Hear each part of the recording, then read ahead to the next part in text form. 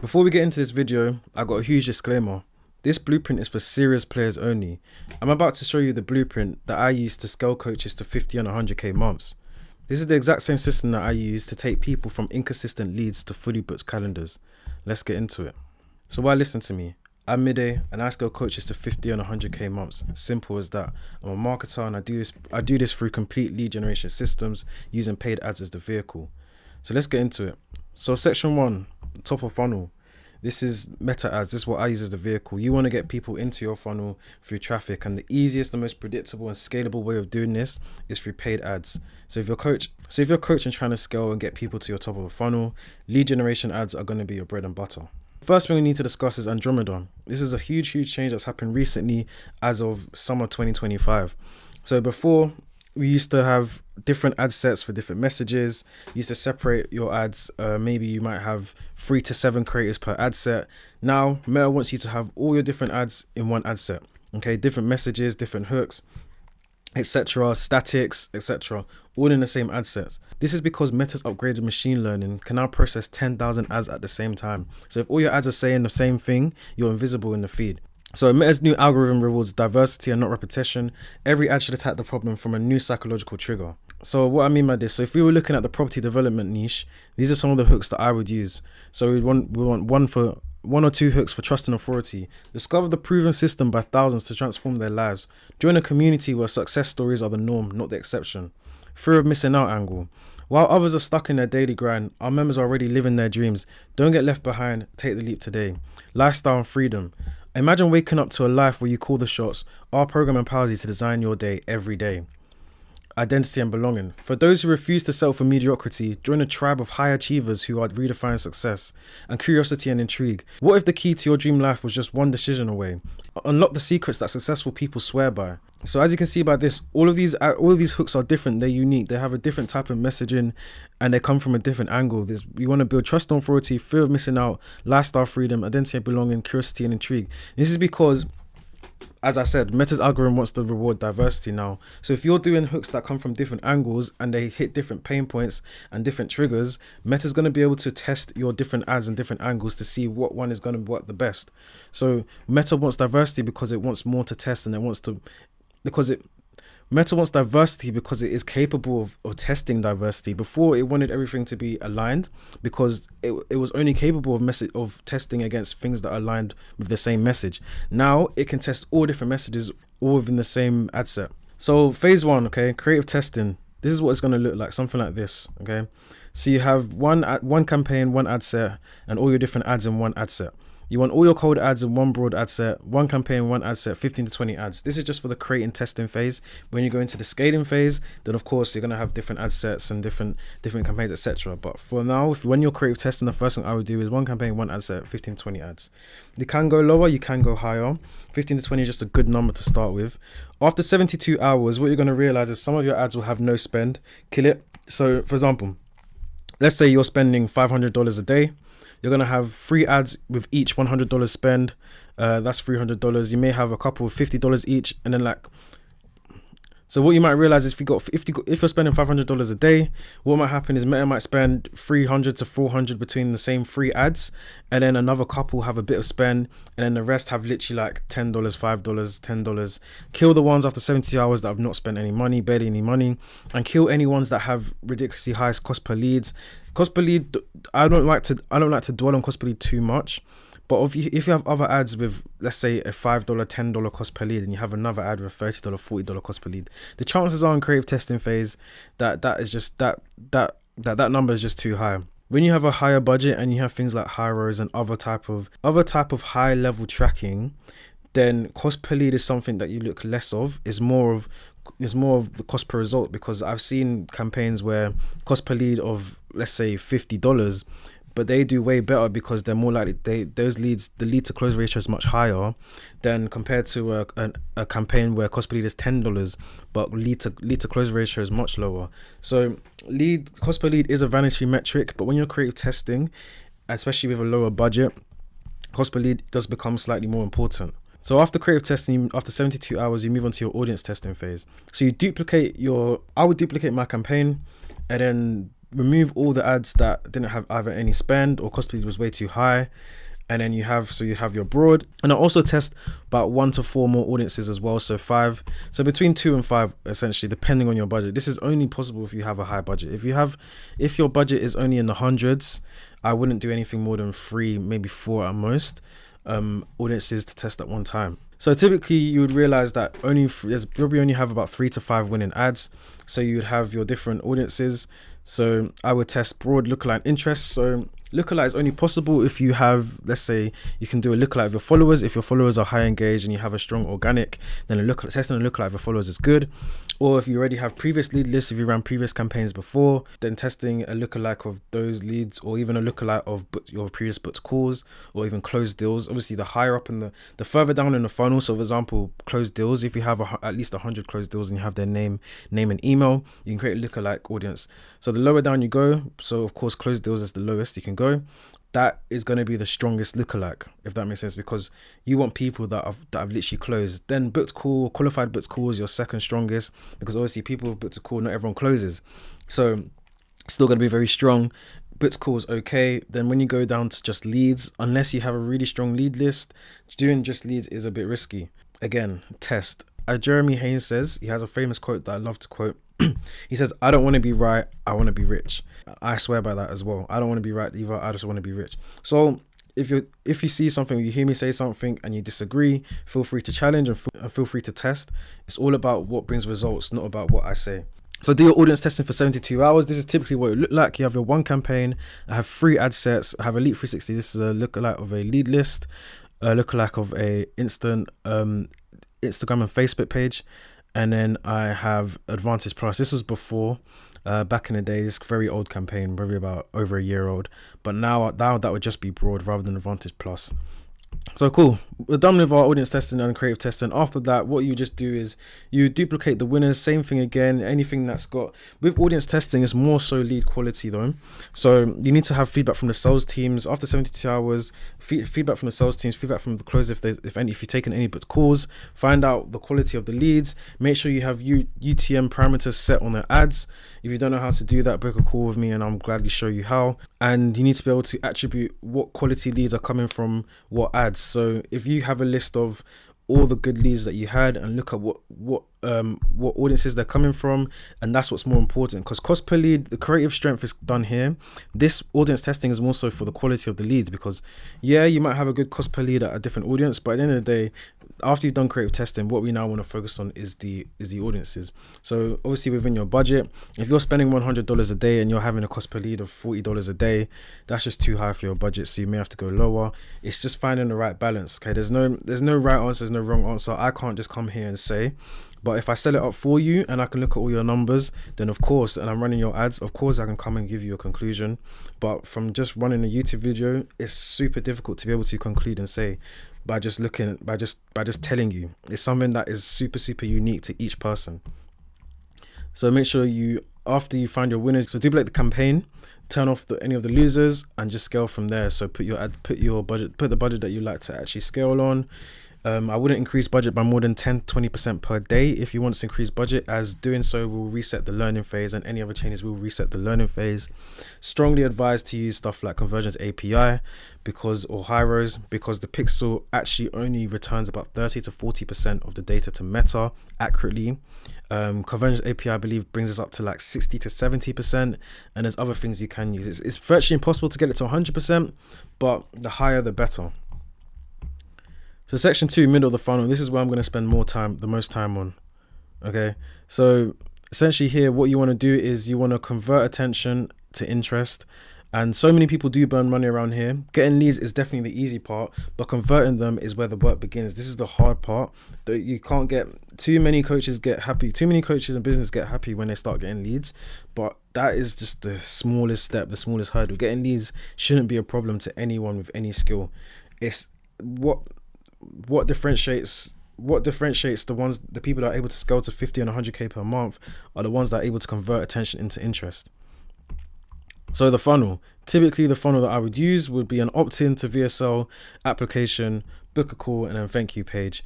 You have email nurturing as well, layered into this. So make sure you're sending super high value daily emails, no waffle, real insights, quick wins, frameworks that win, that make it a no-brainer to work with you. Look, if you don't want to give value in your emails, forget about it. Just forget about emails, because too many people, I've seen too many people run emails that have no value in them whatsoever. People are going to ignore these emails. Okay, people typically do ignore emails, but if someone opens an email even by mistake and they realize, whoa, this person here is giving me a load of value, they're going to be interested in them. I've seen businesses being able to run 3 to 5 emails a day, but because they have so much value in them, people are opening them and people are booking calls and people are converting. One thing about emails is, if you're not providing lots of value, forget about it. Okay, it's a waste of time, it's a waste of your time, it's a waste of your energy. So then with the VSL, cool, this is again another place where people are going wrong. Nowadays, people don't watch VSLs. If people didn't watch VSLs before, even more so now, if they are going to watch the VSL, they're only going to watch the first few minutes typically. So make sure you start by being straight and direct. Present your offer, okay, straight from the start. Present your offer and present your key results. Okay, if someone is going to watch the VSL and they're only going to watch the first 2 minutes, within the first 2 minutes, if you present your offer and your key results, you're more likely going to get someone interested and get the information you want to pass to them first. Okay, gone are the days where you layer in the information you want to provide to them and the key things you want to say. Start off with the key things you want to say. Start off with the results. Let someone decide straight away if they're going to actually be interested in you and what you offer or not. After that, have a soft CTA, because as I said, people only watch the first few minutes. Typically, the VSL should not be longer than 10 minutes, unless you are in a niche where, again, I don't want to be right, I want to be rich. If you're in a niche where long VSLs are the go-to and people are watching them and you have super high qualified people coming through, perfectly fine. But typically what I'm seeing on average, anything longer than 10 minutes, the chance of someone watching that is super, super slim. So after your soft CTA, present your unique mechanism. Essentially what you want to do here is tell people why and show people why you are better than the rest, why go to you. Okay, and make sure you have a name for unique mechanism, okay, to keep you memorable. The VSL should essentially be a longer version of your ad. Okay, your ad should be like a mini VSL almost.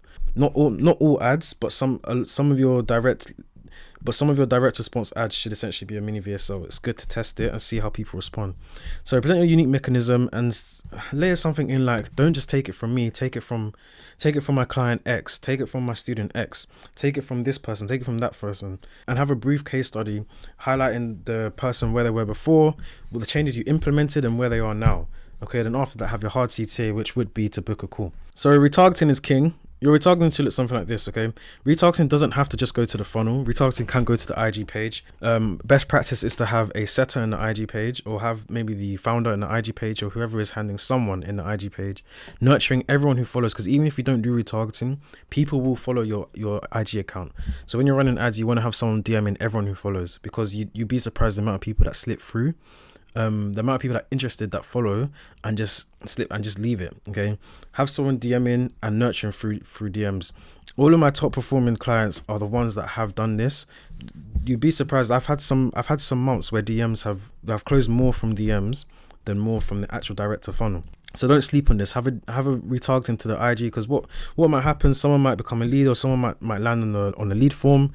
They may have interest, but they may think, you know what, I don't want to give them my name, number, email. Or maybe they did give their name, number, email, but maybe they don't know enough, and they're not interested enough to book a call. They see the IG, they follow, they like the content they see, the setter DMs them, they have a conversation, actually gets into their pain points. They think, you know what, this guy actually knows what they're talking about, I'm going to book a call through there. So don't sleep on having retargeting in your IG, is super important. And of course, have retargeting to the funnel. So anyone who lands on the landing page or watches a certain percentage of your ads, retarget them back into the funnel with FOMO ads, maybe even testimonial case studies, etc. You can retarget with all these type of things. This builds familiarity and trust before they get to the sales call. So speed to lead as well, super, super important. I can't stress this enough. If your setters cannot get to leads within 10 to 20 minutes, I don't even advise running this funnel. Okay? The difference, unless you are outspending everybody, the difference it makes having a setter that gets people within 10 to 20 minutes is astronomical. From after 20 minutes, the chance of someone picking up reduces drastically. But from my experience alone, I'm sure from anyone who does ads and has a setter, appointment setters, people just don't answer after a certain amount of time. If you ever ran ads before and you realize no one is answering, it's because you're getting to them too late. If you're calling people 5 minutes, 10 minutes, 15 minutes after you come and lead, and it's still fresh in their brain, you're way more likely to convert and way more likely to get them to book a call. And on top of that, if you reach them too late, they forget who you are. You have to understand that on social media, people aren't actually very interested in what you're selling. You have to understand that on social media, people go there for entertainment. Okay, they see an ad, it's what kind of serious, they click on it, might be interested, they become a name, they put in their name, number, email, then within 5-10 minutes they forgot about it. If you think about it, if you're ever scrolling on social media, do you remember what happened 10-20 scrolls ago, let alone 10-20 minutes ago? So section 3, bottom of funnel. So some of the best practices for bottom of funnel. So I mentioned the funnel that I run is opt-in to VSL type form, book a call. The reason for the type form is an application, is to have an application. So what this means is that you have some pre-qualifying questions that you'd like. It could be budget wise, it could be even just experience wise, location wise, and stuff like that. So you want to have the most important questions you want to ask someone that are super like non-negotiable and red flags, because you don't want everyone coming through and being able to book a call, because by pre-qualifying before the book call and not letting everyone book a call, you get much higher show-up rates, much higher close rates. You're not wasting your closers' times, you're not wasting resources. And on top of this, what you do alongside this is pixel conditioning. If you have a thank you page and only qualified people book onto that thank you page, that means you can send data back, especially if you're using conversions API as well, because if you're not optimizing for lead, so essentially what you can do is you can send data back, so it's only qualified booked calls that get sent back to the pixel. So when you do progress from a lead campaign to a booked call campaign, you're gonna have only qualified people booking a call, because Facebook recognizes, oh, these people are the type of people that book a call, so that means we're gonna send the ad to these type of people. So what that means is when you do transition to book a call, or when you do create a lookalike list of booked calls, this means that they're super qualified, and you're gonna have a whale of a time. So a issue some people have is it gets to a certain stage that when you're getting so many leads, that you need to now transfer and optimize further down in the funnel. So after leads, the goal is to transfer to schedule or book a call, and that's what you optimize the campaign for. So if you are able to have conditioned your pixel beforehand, and then you now have the transition, what this means is when you do successfully transition to book a call optimization, you're going to be printing, okay? Because what can happen is you could be stuck at 50k a month, just getting loads and loads of leads in. When you transition to schedule campaign, you get way less leads in, but you get way more booked calls. And if all of these are qualified, you get so much less noise coming into your funnel, and you just get qualified people coming to your funnel. And this allows you to scale not only to 100k plus, it allows you to scale to $1 million months. And this is the stuff that people that are scaling into $1 million months are practicing. So there's something called good friction and bad friction. So something like long load times and loads of unnecessary questions is bad friction. But having stuff like a type form before people can book a call with 2 or 3, 4 pre-qualifying questions that stops unqualified people from being able to book a call is good friction. Okay, friction essentially is what slows someone down from being able to take an action. Another best practice is to have appointment reminders. So someone books a call, so 24 hours before the call there's a reminder, 2 hours before the call there's a reminder, 15 minutes before the call there's a reminder, 2 minutes before the call there's a reminder. They're getting several reminders, so there's no excuses for when people don't turn up to calls.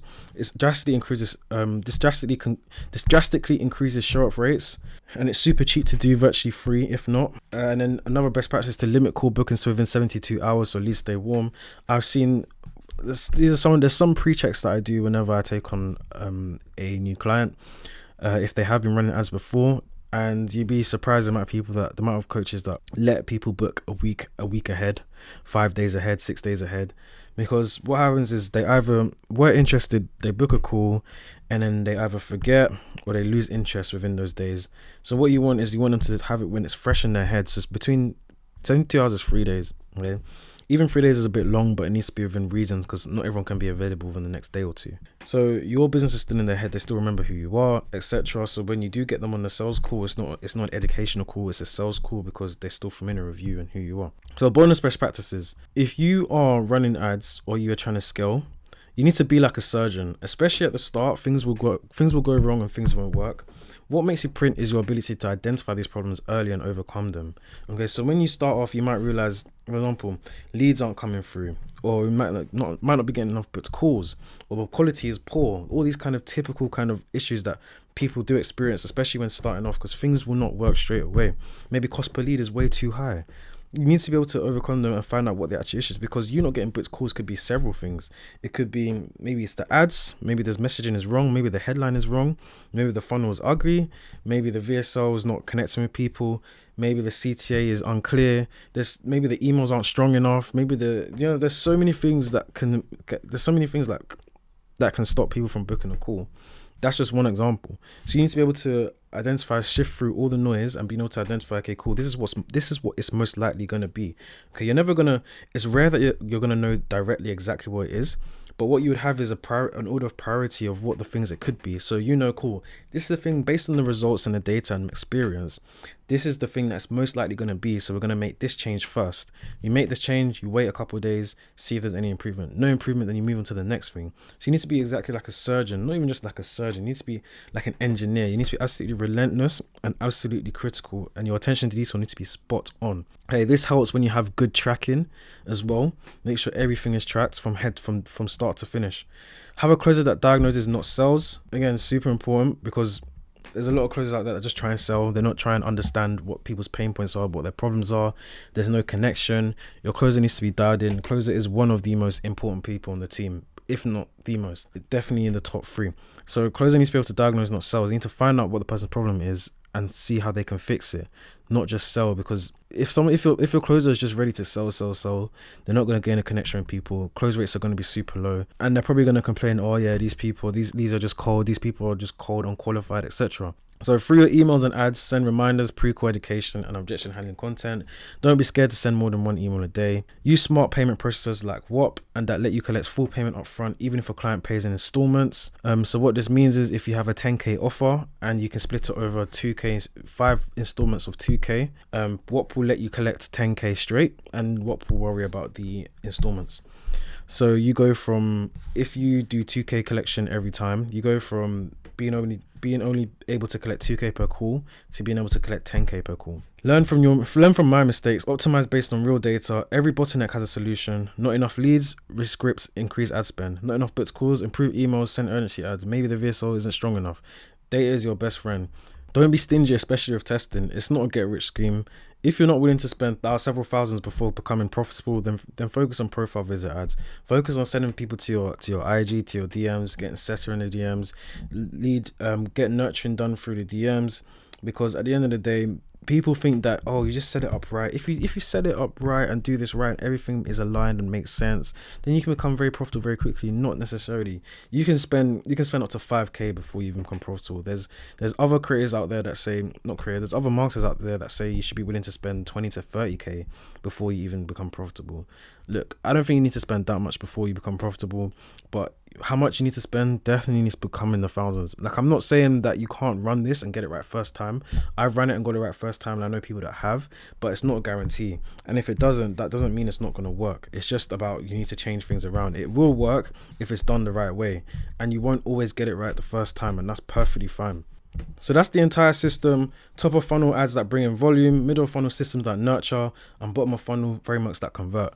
Of course, I've left out some important factors that will massively increase your chances of succeeding, but you know the drill by now. If you want to see how I can implement this into your business and help you get to 50 and 100k months, book a call with me and I'll see you there.